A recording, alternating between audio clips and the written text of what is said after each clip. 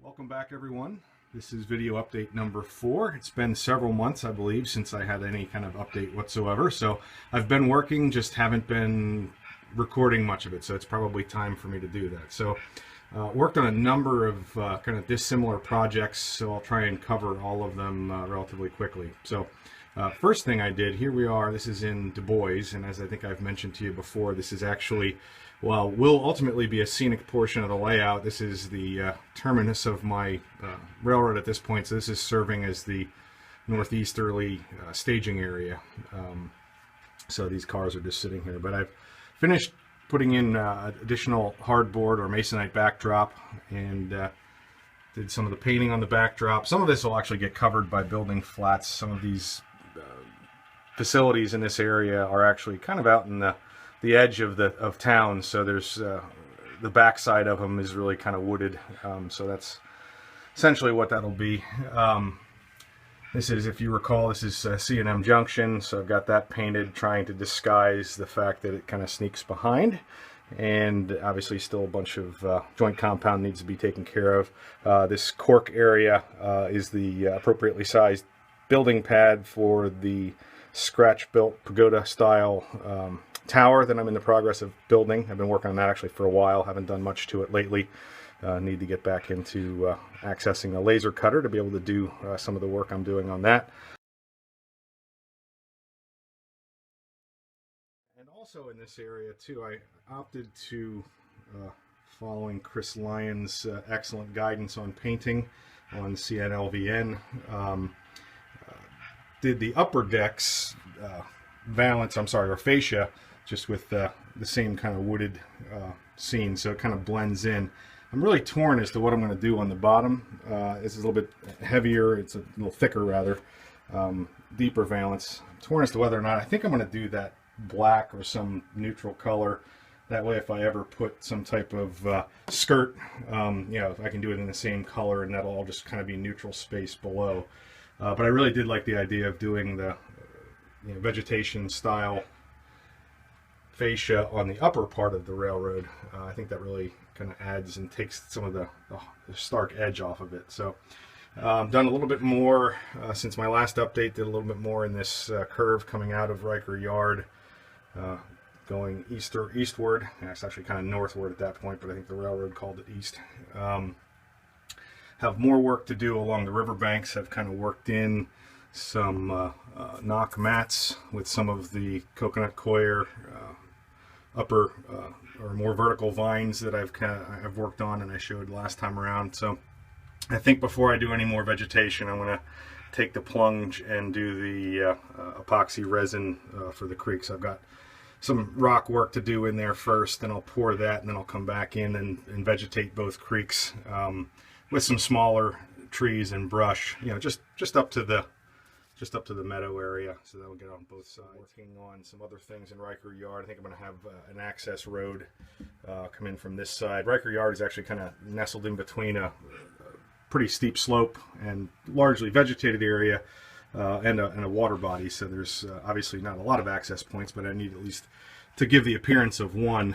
One of the other things I did, I painted all the rail in most of Riker Yard, and that's a tedious process, as you're all familiar with. But the other thing I tried, I'm using all Atlas Code 83 Flex, and looking at taking ideas from some other locations, kind of got bored or kind of dull of just all the ties being exactly the same color. So I came in, and particularly in the areas where they probably wouldn't have redone ties very often, like in yard tracks, came in with a lighter wood tone and with a wash, kind of diluted it with mineral spirits and tried to create some ties that looked as if they were faded, particularly again in areas that might not have been maintained. In the switch points, I put a little bit of black where they might be oiling or greasing the points. And then when I got closer to the main line in the back, I actually came in and like every fifth or sixth tie, painted them a watered down black to reflect newer ties. So yeah, the Code 83 stock tie, I was kind of considering a neutral aged tie, and then faded some ties that would have been older and put black in for ties that were newer. And I'm hopeful that, you know, once that's ballasted, that'll actually create a little bit more interest and relevance in this area. Particularly if you recall, this shelf here is relatively narrow, and I just completely filled it with yard tracks. So there will be very, very little scenery here. So things like the track are going to be all that you have to appreciate. So I figured this would be a good place to try doing a little bit more detailed work on the tracks and ties and so forth. I'm painting the rail sides everywhere, but this is the only place I tested the approach doing the fading on the ties. So we'll see how that works out. Obviously more fascia needs to be completed here. So what to look at next? Kind of skipping down, I finished the bridge abutments and bridge piers. Just finished the abutments, did the scenery, at least the base scenery. Obviously that'll get more vegetation on it. Tried to, I'm not sure if the lighting's good enough here for this, but tried to get the concrete to look like it's a little bit worn or weather beaten and maybe went overboard, so I'm going to have to fade that back a little bit.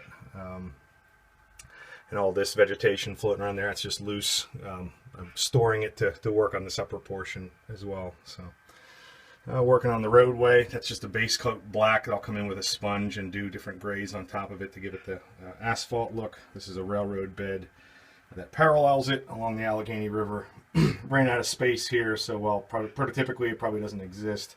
I did put in a couple of retaining walls that will also get similar treatment. And I got rid of my mayonnaise box that used to portray PPC lubricants in East Butler. The track in the prototype actually comes in from the back of the building, so this shed here where they unload the, I presume, silica to make WD-40 and other products is actually separately or detached from the building in the rear and connected by tubes or pipes or some kind of conveyor. My track configuration didn't work out that way, so it's off to the side, but I think it'll still work. This is an area here that's a loading dock for tractor trailers. It's actually sunk in. I didn't do my research in time, so I'm not sure if I'm going to come back in and try and do that, or if we'll just kind of punt and do some other scenario with that.